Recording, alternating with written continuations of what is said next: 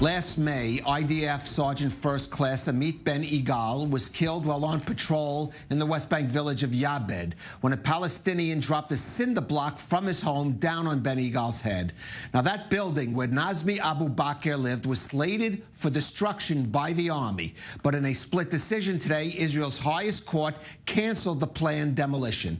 The court ruled that only the one room in that dwelling that Abu Bakr lived could be sealed, and it cited concerns over the additional residents in the house of his wife and 8 children.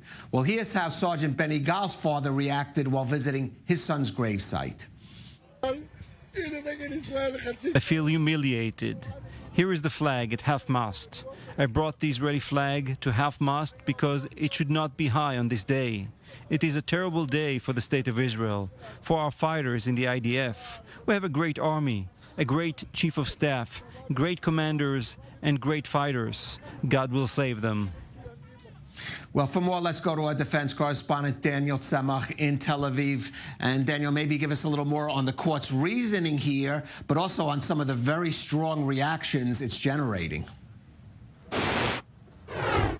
Yeah, very strong reactions, Calev. Some people were surprised by this decision, and it's very interesting to hear the judge's explanation. Those 2 judges that supported the reversal of the order to demolish the home imposed by the military court. They say that because we're talking about a home of which there were 9, originally 10 people living, Abu Bakr has 8 children and a wife. They said that it would be a sort of form, one of the judges saying it would be a form of collective punishment for 8 innocent children and a wife that wouldn't be able to fend for themselves. They shouldn't necessarily be punished for the crime committed of their father and husband.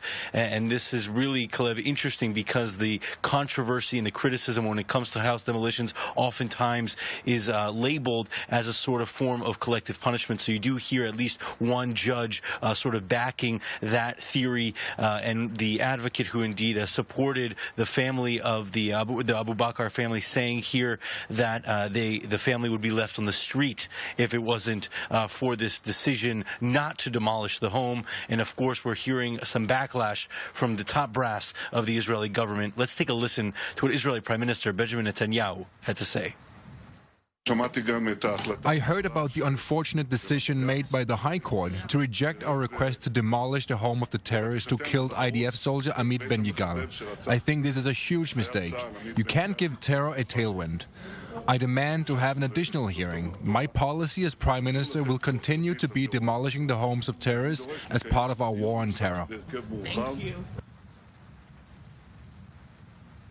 Yeah, Calev, so that's not surprising necessarily hearing it from the right side of the political spectrum, but you also have the defense minister, alternate prime minister, Benny Gantz, sort of echoing the sentiment raised by Israeli Prime Minister Benjamin Netanyahu. Gantz took to Twitter and he said specifically that, of course, we will respect the High Court's ruling, but that the ruling that revoked the order to demolish the house of the terrorist who killed the late Amit Ben Igal is very unfortunate. He calls the act of demolition a proper form of deterrence. Calev also finishes his statement echoing what Netanyahu said, saying that he has directed officials within the defense ministry to ask the Attorney General to submit an appeal. So it might not be the end of the story here, but you're seeing Netanyahu and Gantz at least unified on one thing, and that's really that the house of this terrorist should have been demolished. We are talking, Calev, about a multiple-story home. Those that supported the demolition also used the argument that Nazmi Abu Bakr used his home, used his structure in order to execute the murder